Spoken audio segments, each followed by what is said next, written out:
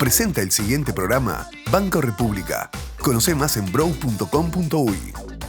Presenta Claro Empresas para sus servicios de valor agregado, Clock, flota satelital y Microsoft 365. Contactate al 0800 8899. Amigos, bienvenidos a Empresarios de Acá. Un placer recibirlos siempre en este espacio por la pantalla de NSTV y también nos pueden seguir en YouTube y en las redes sociales. Hoy vamos a hablar de la industria gastronómica, en dónde está la rentabilidad y cuál es el momento en este sector, y lo vamos a dialogar con Renzo Gatto, que es director de la Casa Violeta. Vamos a hablar también de la industria TICS, cuál es la actualidad de este sector y qué desafíos se encuentran en un sector tan reconocido en nuestro país hacia el mundo, y lo vamos a dialogar con Amílcar Perea, que es General Manager de InSwitch. Voy a tomar asiento y a recibir al primer entrevistado del día de hoy.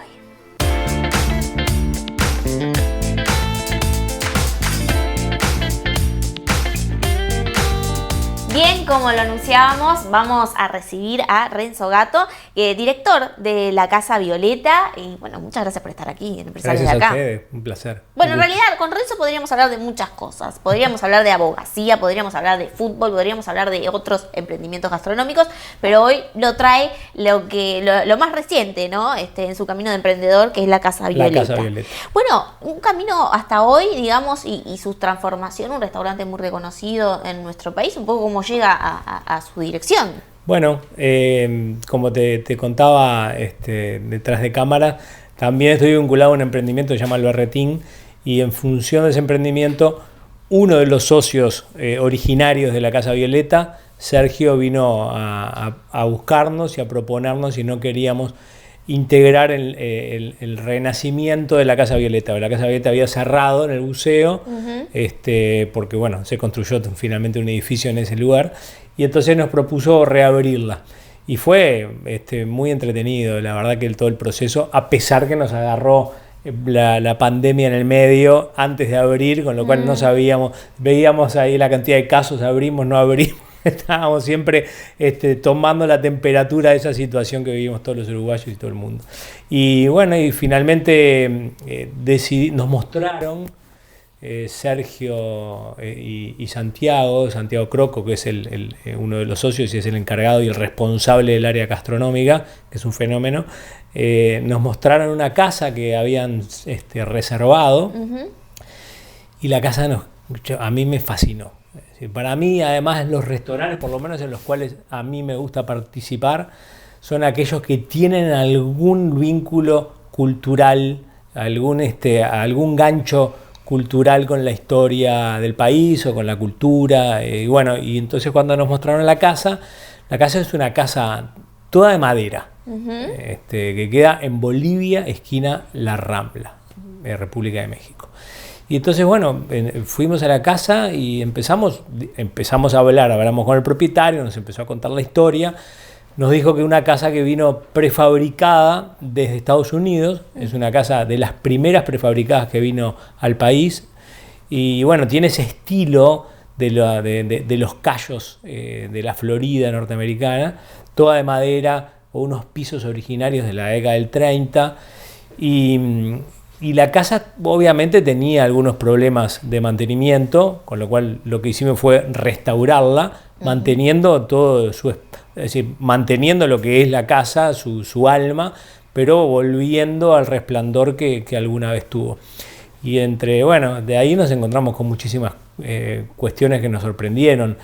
Una de ellas en lo que tiene que ver con la decoración, que cuando sacamos un lambriz para repararlo, nos encontramos que estaba ni más ni menos un papel pintado originario de la casa cuando se había instalado, que se encontraba perfecto, porque había estado tapado durante décadas por ese lambriz.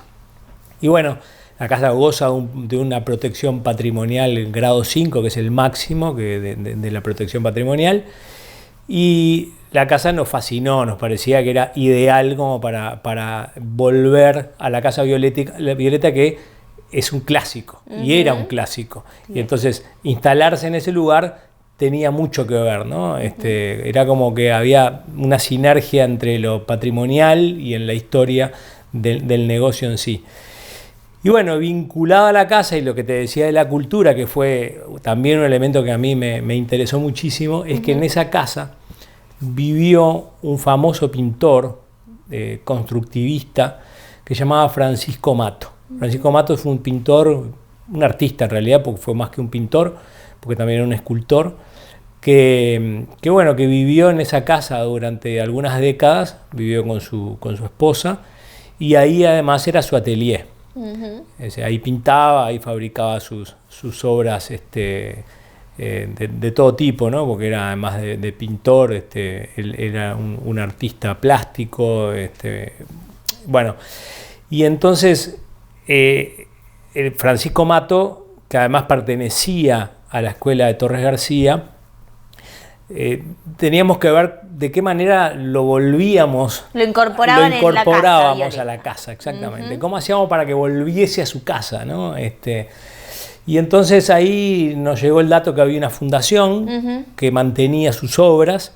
Él además, Francisco Mato, había sido un apasionado por la cultura americana, precolombina, con una gran colección de obras precolombinas. Y bueno, y la fundación nos empezó a proporcionar datos de él, nos empezó a proporcionar fotografías de alta calidad para poder reproducir sus obras. Y entonces decoramos la casa con obras, con reproducciones, porque digo, no podemos tener obras de él porque además son muy caras y además nos llevaría tener que contratar servicios de seguridad realmente muy, muy caros como para poder garantizar. Y bueno, pero la casa la decoramos con reproducciones y con fotografías de él, etc. Entonces, ir al restaurante, además de la experiencia gastronómica, es una experiencia cultural. Bien, qué interesante, ¿no? Toda esta historia, porque ya más o menos, como que en este relato ya fuimos a la Casa Violeta, más que nada, ya ¿no? Nos metimos adentro. Estamos ahí. Por favor, traigan el menú.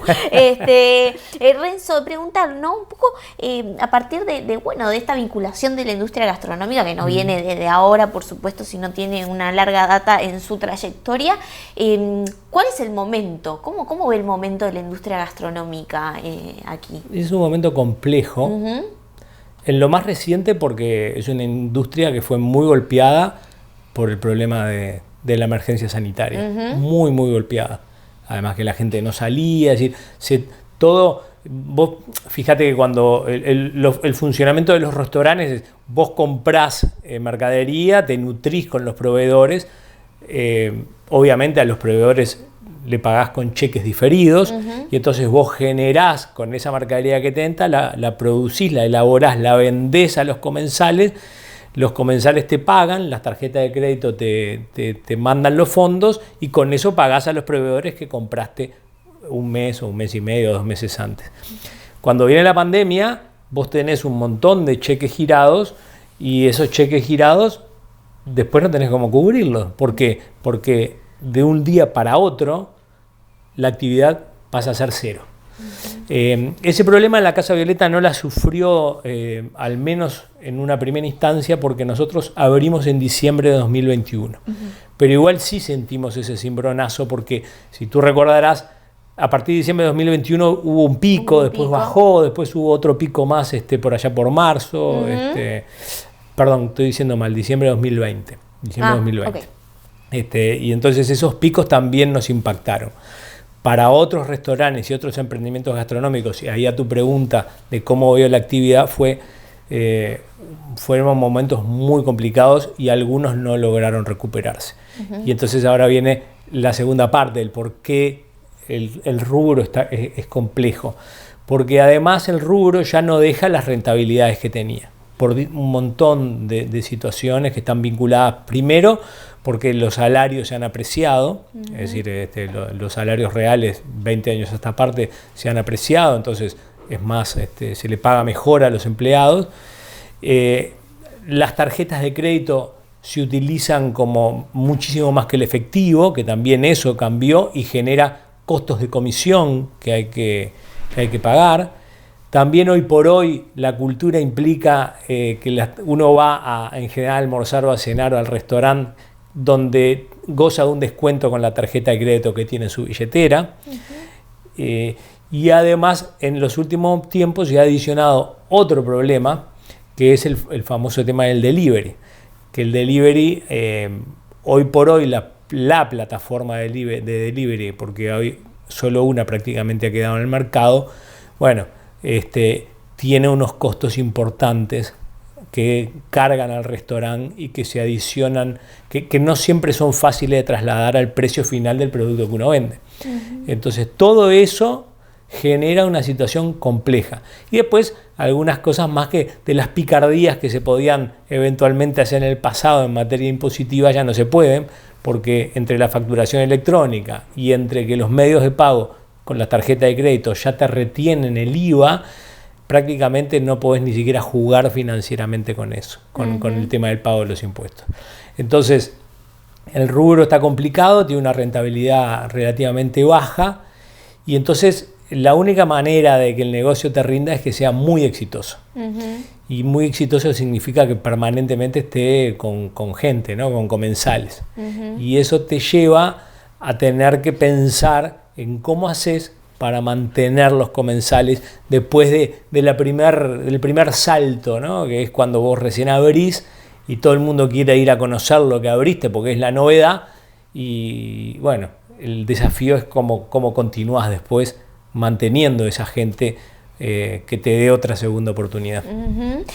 Habrán notado obviamente que hay cada vez más propuestas gastronómicas, y bueno, y un poco en ese marco, digo, también con su experiencia, ¿qué hay que tener en cuenta para invertir en el rubro, ¿no? Porque también así como se abre, se cierra, ¿no? Hace mucho un empresario aquí del sector vinculado a las peluquerías me decía, es el negocio que más abre y cierra en Uruguay, pero quizás también el gastronómico tiene algo de eso. Sí, sí. Lo que pasa que son los negocios donde mucha gente dice, bueno, voy a abrir, ¿qué puedo abrir? Y entonces busca un lugar y dice, bueno, voy a abrir un restaurante. Y bueno, comete el error de pensar que solamente abriendo o que solamente teniendo una propuesta gastronómica original es suficiente. Y no lo es, no lo es. Hoy por hoy necesitas tener bajo control prácticamente todos los andamiajes del negocio. Y aún así, por supuesto, siempre dependés que la propuesta guste y se mantenga en el tiempo. Y cuando me refiero a que los andamiajes estén controlados, implica todo. Es un negocio que vos necesitas controlar lo que llega, la cantidad de materia prima que hay arriba de un plato que llega al comensal.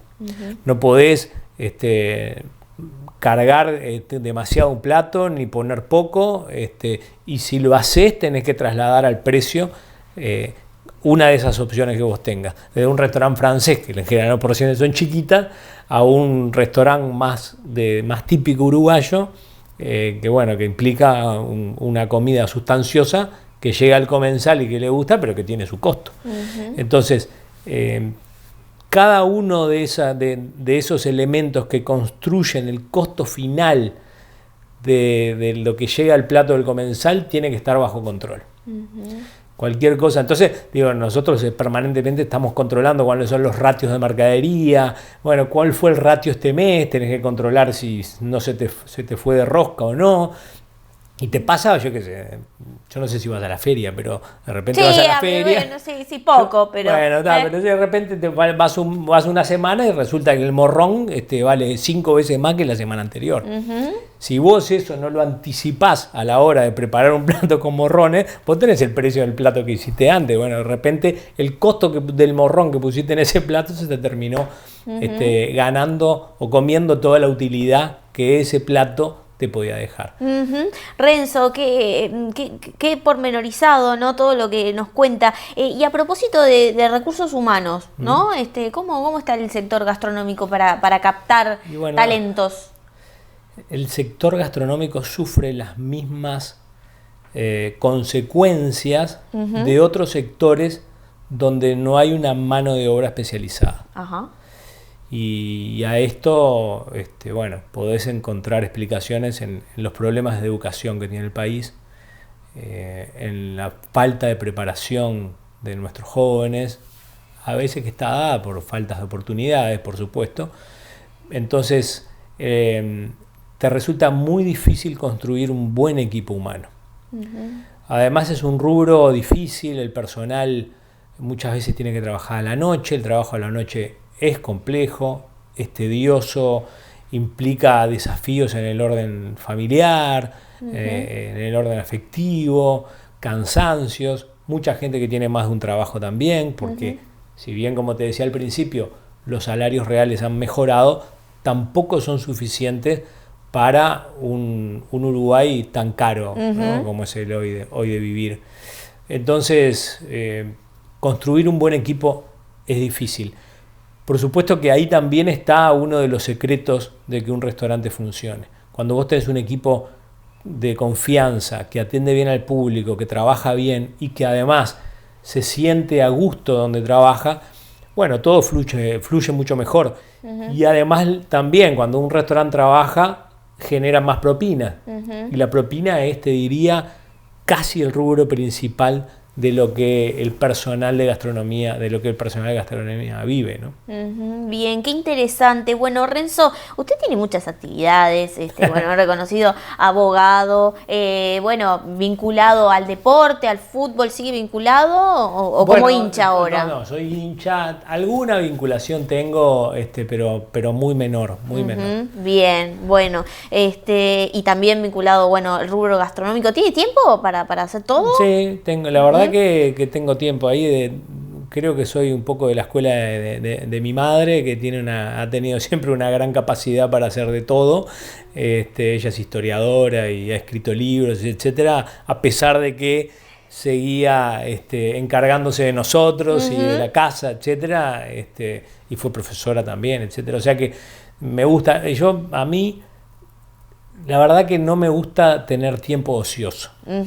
No es que no me guste disfrutar de algunos momentos en los cuales disfruto o con mi pareja o con mis hijos, por supuesto, generalmente están vinculados a viajes, a los viajes.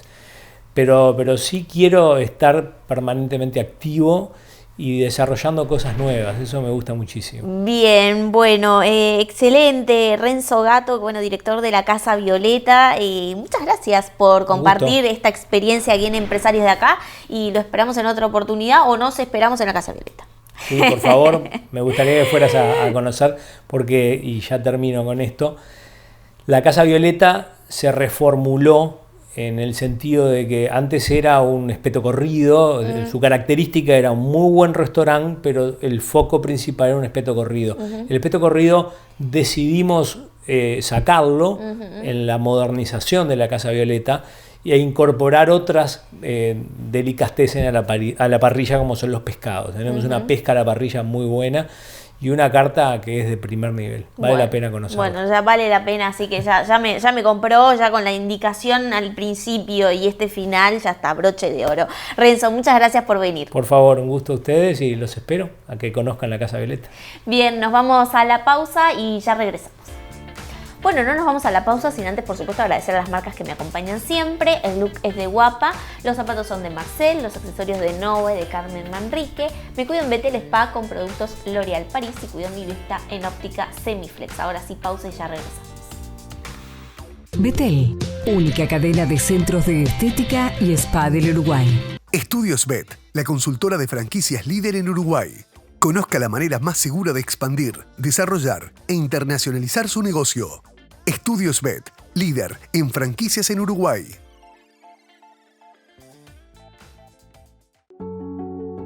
Desde los orígenes de Mazars, nuestro compromiso y atención es lo que siempre nos ha caracterizado. Es lo que nos distingue, lo que nos hace destacar. Mazars.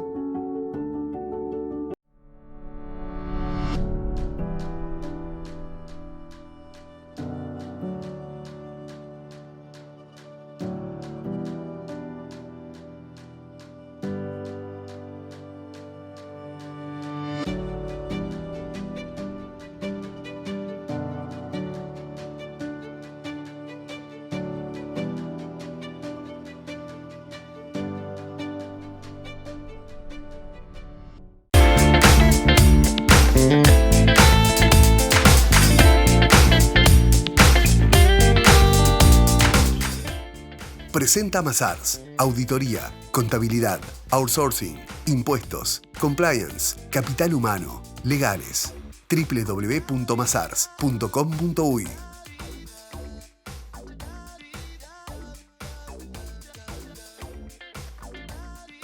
Segundo bloque de empresarios de acá, y como lo anunciábamos, vamos a recibir a Amílcar Perea, que es General Manager de InSwitch, también es directivo de la CUTI, de la Cámara Uruguaya de Tecnologías de la Información, cofundador de Doctari y un montón de cosas más que las vamos a ir compartiendo en los zócalos que vayan apareciendo durante la entrevista. Amílcar, un gusto. Gracias por venir. Muchas gracias a ustedes por la invitación, un gusto para mí.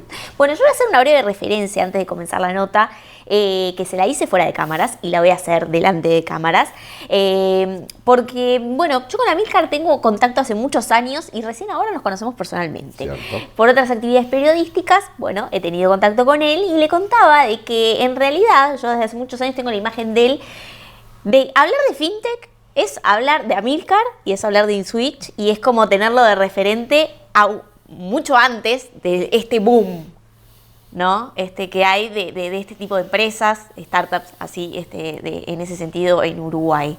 Así que bueno, un gusto porque además InSwitch, ¿hace cuánto que ya está en el mercado? Y llevamos 20 años en el mercado. Justamente te comentaba que nosotros comentamos que nosotros hacemos fintech antes de que se acuñara el término fintech y tal vez en ese sentido hemos desarrollado un recorrido, un conocimiento y una presencia del negocio en Latinoamérica, Caribe y demás desde hace muchísimos años, que nos lleva de alguna manera a cuando estás en los circuitos ser bastante más conocidos que para quienes no están en el ecosistema del mundo de las finanzas y el mundo fintech. Bien, qué interesante en ese sentido. Para quien no conoce, InSwitch es...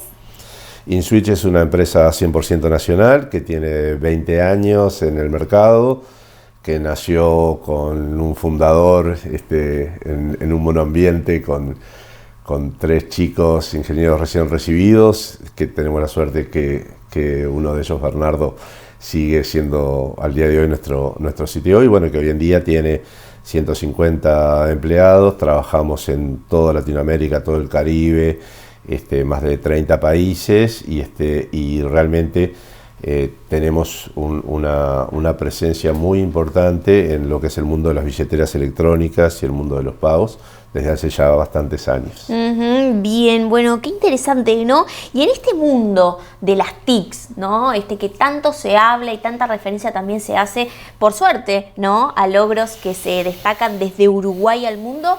Bueno, pedirle cómo define este momento.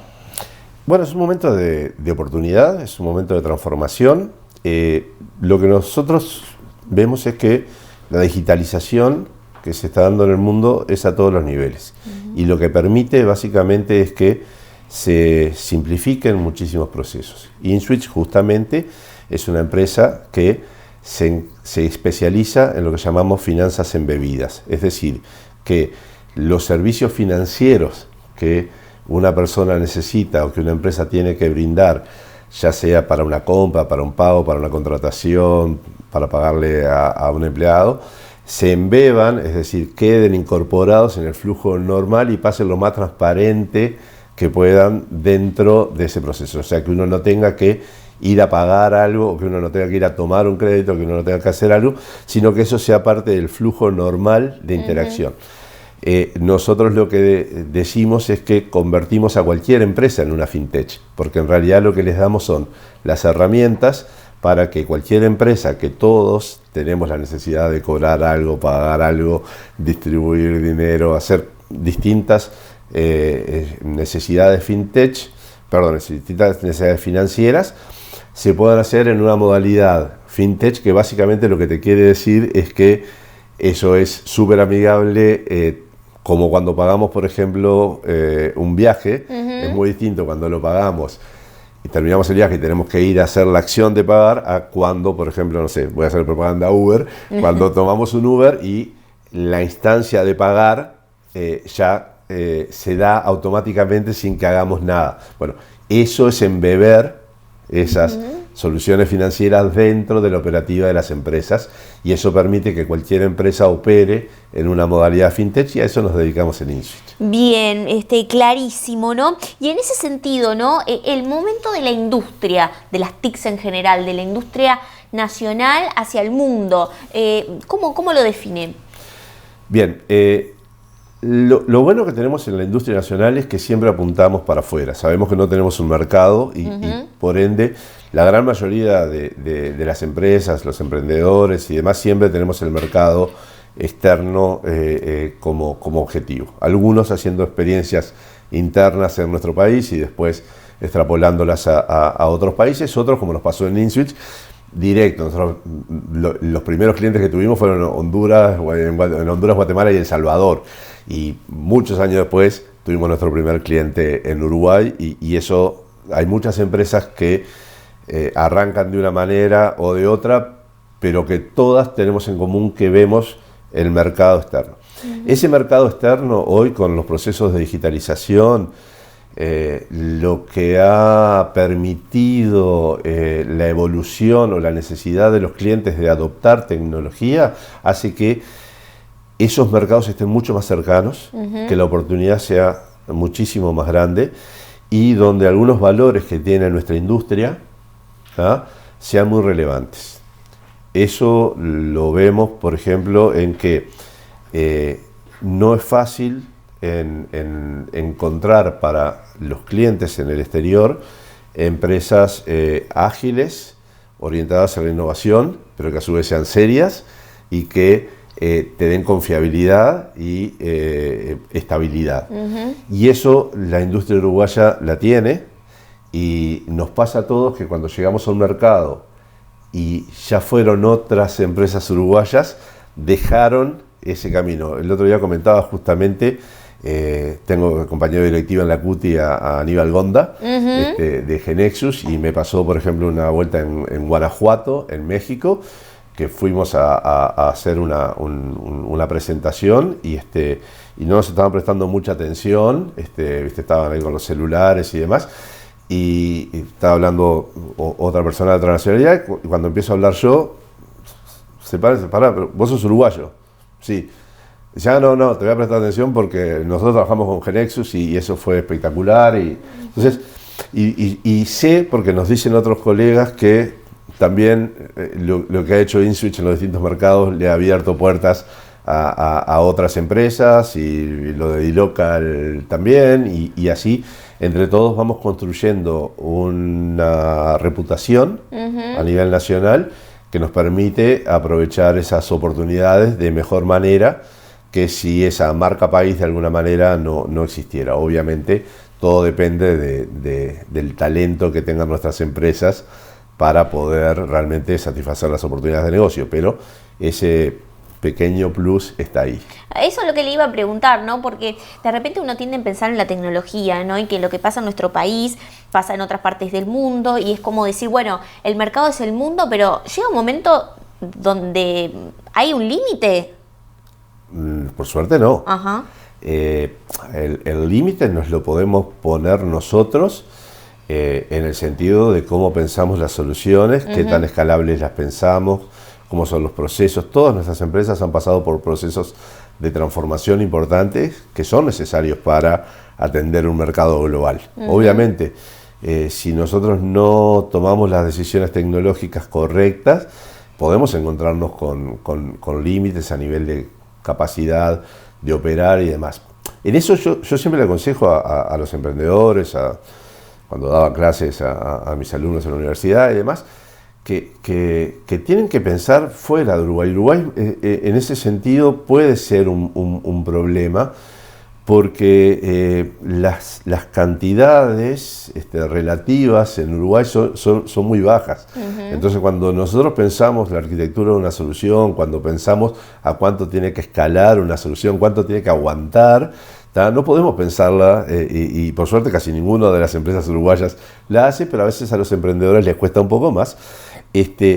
No podemos pensarla en dimensiones de Uruguay, claro, porque si no, cuando nos enfrentamos a un México, a un Colombia, a un Perú, a una Argentina mismo, son dimensiones mucho más grandes. Entonces, por suerte, yo creo que la industria no tiene ese paradigma de ponerse un límite, y realmente nuestras soluciones hoy en día supera la exportación de TI al mercado interno. Está claro que hay cosas que están, y hay empresas que trabajan sobre el mercado interno con soluciones pensadas para el mercado interno que de repente no tienen las condiciones para internacionalizarse.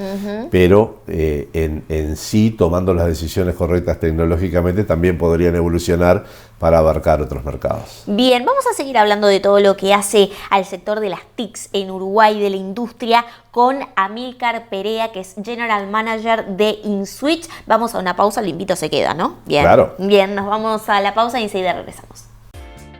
Álamo, inmuebles logísticos e industriales. Somos el escritorio líder en la comercialización de predios logísticos e industriales de Uruguay. Más de 1 millón de metros cuadrados comercializados. Contáctenos al 092-391-927, al 2708-1288 o visite nuestra web alamologística.uy. Álamo, inmuebles logísticos e industriales. Carle y Andrioli, contadores públicos, firma miembro independiente de Geneva Group International. Brinda servicios de asesoramiento contable, tributario, auditoría y consultoría. Más de 20 años de experiencia en due diligence, proyectos de inversión, creación y evaluación de empresas, entre otros. Carle y Andrioli, presentes en Empresarios de Acá.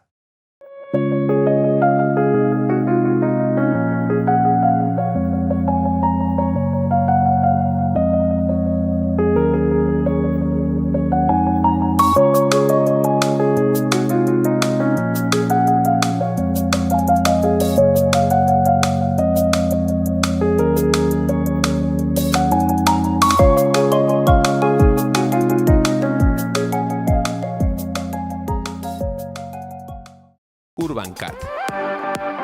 Peluquería unisex.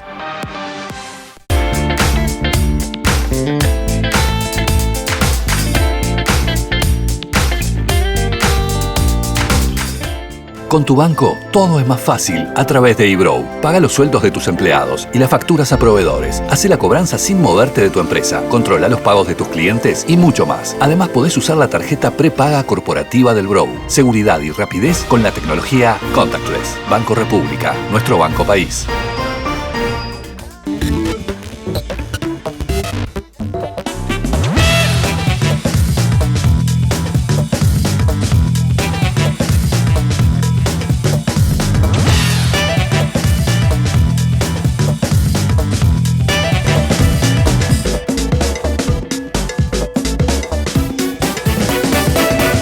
Empresarios de Acá se realiza en Hotel Hyatt Centric Montevideo.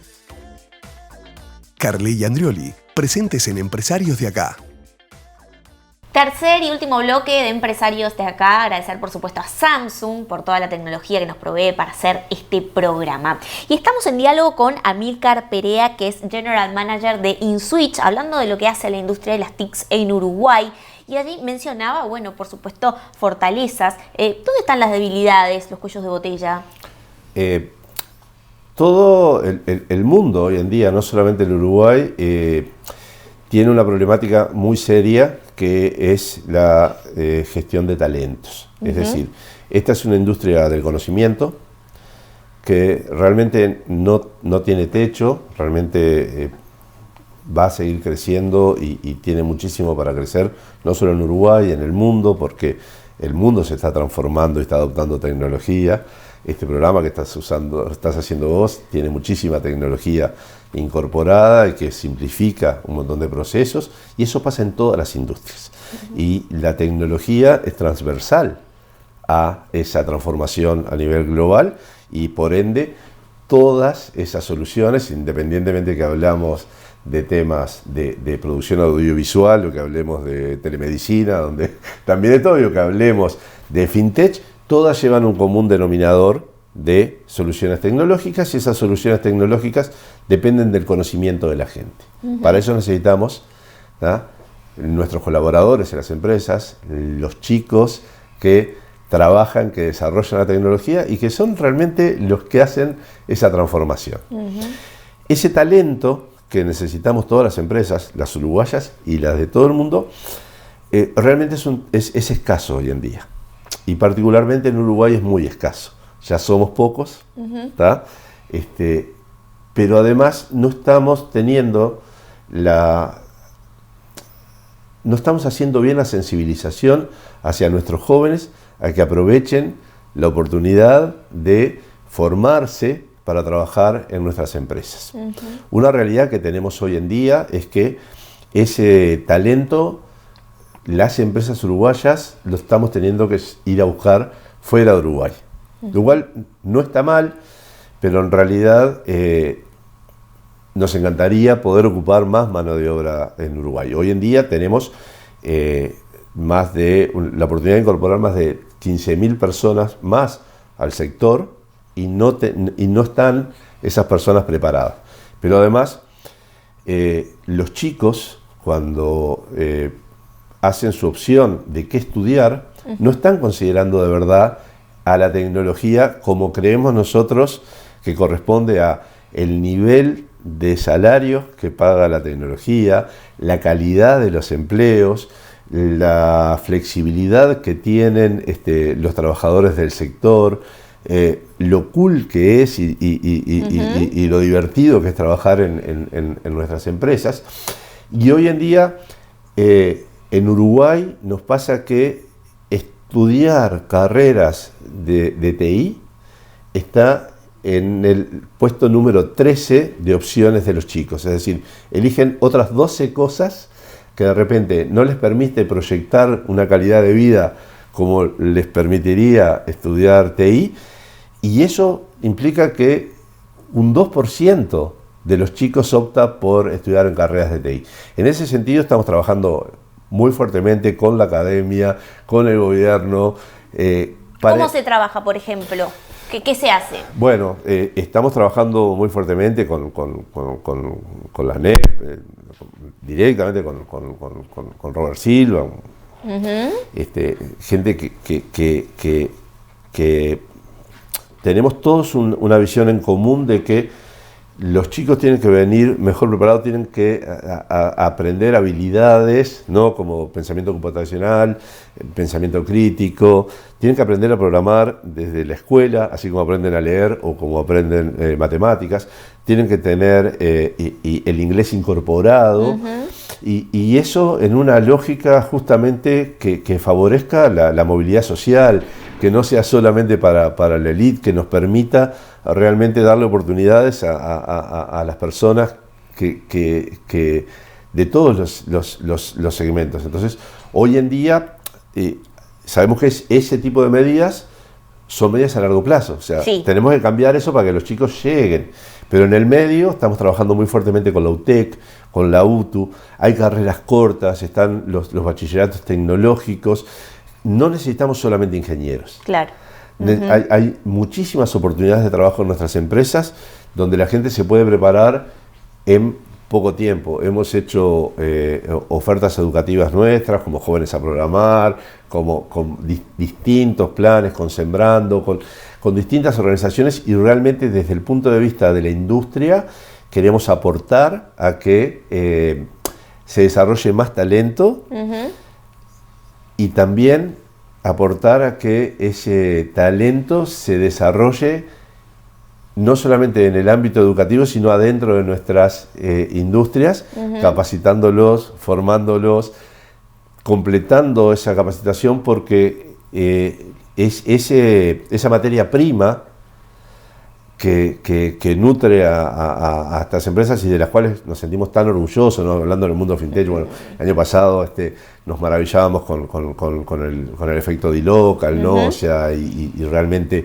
ver que los chicos vean eso como un lugar donde se dice, yo quisiera trabajar en este tipo de empresas. Como una meta alcanzable, digamos. Claro, ¿viste? Que te va a ir bien, que está buenísimo, que hay empresas que desarrollan videojuegos, hay empresas que hacen cosas que para los chiquilines son súper atractivas, y realmente creo que no estamos sabiendo todavía cómo transmitir ese mensaje. Así que bueno, agradecemos enormemente a los medios que nos dan esta oportunidad de transmitirlo, ¿no? Por favor. Bueno, y ahí a propósito, y ya casi terminando, comentarle que hace poco comentábamos aquí justamente en el programa que en términos de adquisiciones de empresas, ¿no? En Uruguay, de ese mercado, venían aquí un especialista a decirnos que bueno, que el mundo de la fintech ¿no? era como la más prominente a ser la líder, ¿no? En que, bueno, otras empresas adquieran empresas uruguayas del rubro. ¿Cómo lo ve? Es una realidad en el mundo. Las empresas fintech tienen la capacidad de crecimiento exponencial, ¿tá? Y de cubrir necesidades en forma muy rápida a nivel global. Te decía, nosotros ahora estamos yendo a África, o sea, ese segmento realmente permite proyectar muchísimo crecimiento, y obviamente eso se da tanto para el atractivo de adquisición de empresas como para la capitalización de empresas, que básicamente muchas lo que buscan es poder tener el combustible, o sea, la capacidad de inversión para poder crecer más rápido.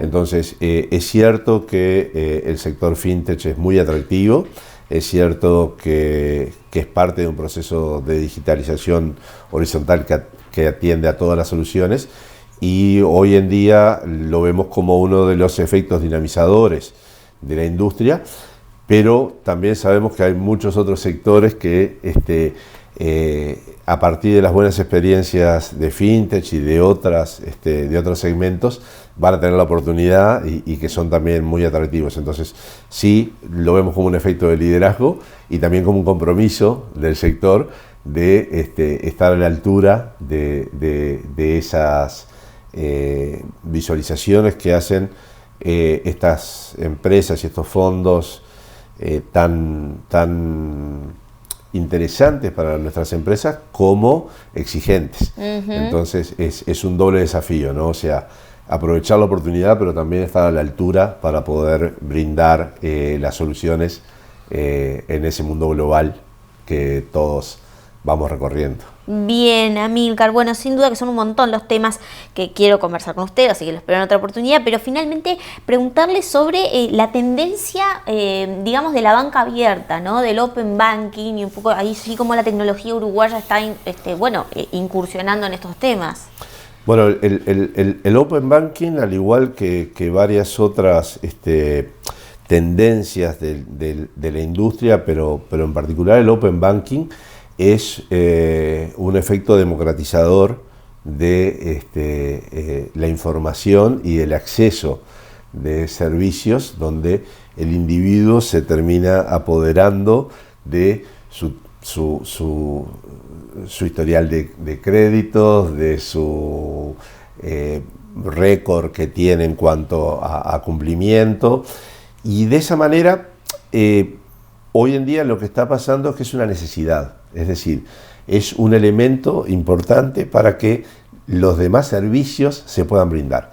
Para repasar, quien no conoce brevemente, un poco un ejemplo de cómo funciona, ¿no?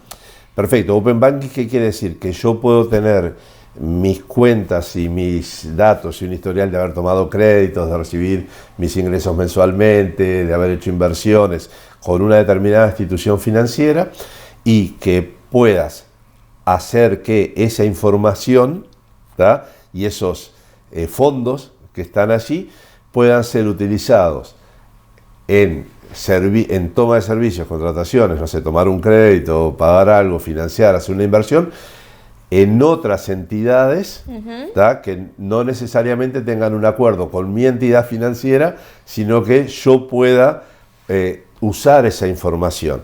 Entonces, eso hace a ese mundo mucho más eficiente para los individuos, mucho más eficiente para la oferta de servicios, mucho más competitivo para la oferta de servicios, y obviamente desde el punto de vista, y acá voy a jugar una opinión tal vez un poquito más personal, pero desde el punto de vista de los bancos, que es un actor que no necesariamente todos los bancos entraron en el juego a tiempo y algunos han perdido oportunidades de negocio por no participar de la transformación, yo creo que para los actores tradicionales del sector financiero, Open Banking, más que una amenaza, es una gran oportunidad de participar de esta generación de servicios donde, y acá voy a hacer un comentario que me parece que es central, la fintech no somos enemigos de los bancos, sino que somos aliados de los bancos, y eventualmente las amenazas pueden venir por las big tech,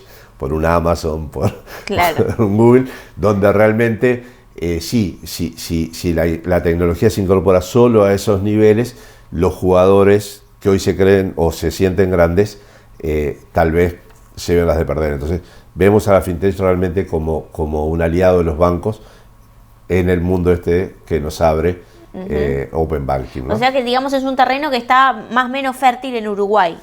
Estamos bastante atrás. Por suerte no es un tema de voluntad. Tanto la banca privada como el Banco República están súper abiertos y motivados con generar oportunidades de negocios a partir del Open Banking. Simplemente creo que tenemos que dar los pasos para concretar eso, que hoy en día todo el ecosistema está de acuerdo que es una gran oportunidad. Bien, bueno, clarísimo. Ha sido el diálogo con Amílcar Perea, que es General Manager de InSwitch, directivo de Cuti. Bueno, muchas gracias por este tiempo aquí en Empresarios de Acá y lo esperamos en otra oportunidad. Gracias a ustedes, Tatiana. Bien, nosotros nos reencontramos el próximo viernes a las 21 por la pantalla de NSTV y también en nuestra plataforma en YouTube.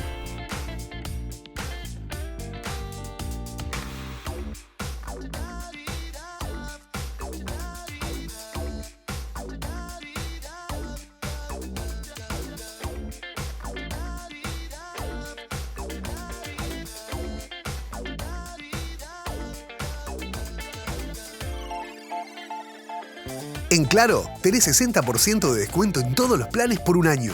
Pasate a pagar menos. Pasate a Claro.